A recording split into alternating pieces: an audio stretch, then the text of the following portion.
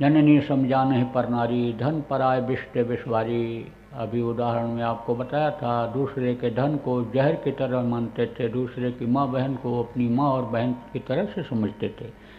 तो देखो, यह भावनाएं अभी आगे लोगों की बहुत खराब होंगी। आपको बचना है 2022 में, यानी समझो नीयत बहुत खराब होगी लोगों की। आए दिन आपको सुनने को मिलेगा कि बलात्कार हो गया, अपहरण हो गया, गैंग रेप जिसको कहते हो, ये हो गया। तनिक देर में आदमी का मन मचल जाएगा और परिणाम भी उसका आपको सुनने को मिलेगा कि क्या हुआ, पीट पीट डाला लोगों ने, हाथ पैर तोड़ दिया, जेल चले गए, अपराध किया तो फांसी की सज़ा हुई। तो इसलिए समझ लो आप कि आपको इससे प्रेमियों बचना है। भविष्यवाणी का मतलब यह होता है बातें बता दी गई, तो भविष्यवाणी तो नहीं करना है मुझे, लेकिन समझाना है कि जो आगे होने वाला है, बुरा कर्म लोग करने वाले हैं, उससे आप बचो। तो आप बचो। यह सब ज़्यादातर अपराध क्यों होता है?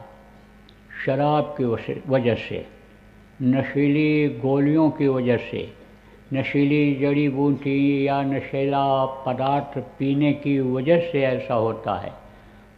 धुन सवार जो हो जाता है आदमी, बस वही धुन सवार रहता है। काम की वासना जग गई अगर, तो फिर वो माँ बहन बहू को भी नहीं देखता है। वो तो जैसे जानवर नहीं देखते हैं कि ये मेरी बहन है कि मेरी माँ है कि कौन है, ऐसे ही वो प्रवृत्ति उनमें आ जाती है। गर्मी क्यों आती है बदन में, खून क्यों गर्म होता है? ये अंडा खाने से ये कम गर्म होता है। माताएं मासिक धर्म होती हैं, खराब खून इकट्ठा हो जाता है, बच्चा बन जाता है। मुर्गियों का खराब खून, गर्म खून, गर्म ही खून निकलता है मासिक धर्म में। गर्मी बदन में पैदा हो जाती है और ये नहा डालती हैं तो रोग हो जाता है। इसीलिए मना किया जाता है बच्चियों कि 5 दिन मासिक धर्म के समय में नहाओ मत। तो आप ये समझो कि गर्म होता है वो जो खून निकलता है, वही जब इकट्ठा होता है मुर्गियों का तो अंडा बनता है। और वो जब अंडा खाएंगे, गर्मी आएगी, तब पहचान हो पाएगी, बुद्धि भ्रष्ट हो जाएगी। अत्ति सर्वत्र वर्ज्यते कहा गया। अत्ति जो होता है सर्वत्र वर्जित बताया गया है। तो यानी समझो कि एक बार जब अपराध किसी से हो जाता है तो अपराधी मन बन जाता है, अपराधी प्रवृत्ति बन जाती है। इसलिए साथ अच्छों का ही करना चाहिए।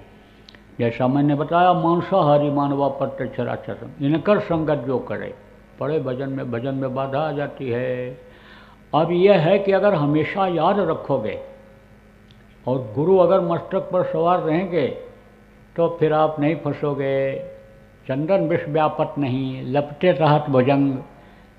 आप ये समझो कि चंदन शीतल होता है, ठंडा होता है, और ये जहरीले सांप जो होते हैं, जहर में क्या होता है, गर्मी ही होती है। जहर गर्म होता है तो गर्मी होती है। तो आप ये समझो कि यानी वो लिपटे रहते हैं, लेकिन चंदन अपनी शीतलता को, ठंडेपन को नहीं छोड़ता है। आप अगर गुरु को सामने रखोगे और गुरु को समर्पित किया रहोगे, अपने को, अपने मन को खास तौर से समर्पित करोगे, तो आपके मन को उधर जाने से गुरु रोकेंगे और आप बचे रहोगे। अब गुरु खुश कब होंगे? जब गुरु के आदेश का आप पालन करोगे। सुमिरन, ध्यान और भजन जो गुरु बताते हैं बराबर करते रहो। उसको जब करते रहोगे, गुरु के वचनों का पालन करोगे, गुरु के वचन को याद रखोगे, सेवा भाव रखोगे, तन मन से सेवा का भाव रखोगे, तब तो बचत हो सकती है, वरना बहुत मुश्किल है। यह दिन ब दिन समय खराब आने वाला है। कलयुग जाने का समय हो रहा है।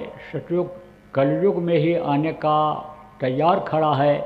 लिंग पुराण के 40वें अध्याय में लिखा है, सूर सागर में लिखा है, जगन्नाथ दास उड़िया किताब में लिखा है, गुरु महाराज बराबर कहते रहे कलयुग में कलयुग जाएगा, कलयुग में सतयुग आएगा, तो आना तो है ही है। बैठा न जाए देव ऋषिमाली, संत वचन पलटे नहीं पलट जाए ब्रह्मांड, ये कभी गलत नहीं हो सकता है। तो कलयुग जब जाएगा तभी सतयुग आएगा। तो एक कहावत है कि दीपक को जब बुझना होता है तो बहुत तेज जलता है। तो ये कलयुग के अब जाने का धीरे धीरे समय नज़दीक आता जा रहा है, तो ये तो तेज़ी दिखाएगा ही दिखाएगा। तो समझ लो खराब समय आने वाला है। इसलिए आपको शाकाहारी रहना है, नशा मुक्त रहना है, आपको अपराधों से दूर रहना है, आप प्रेमियों यानी सेवा भाव आपको रखना है, परोपकार भाव आपको रखना है, सत्य रूपी धर्म का पालन करना है, सेवा भाव परोपकार भाव ये सब आपको रखना है। हिंसा हत्या से दूर रहना है, हो सके किसी की मदद कर दो, बुरा मत चाहो।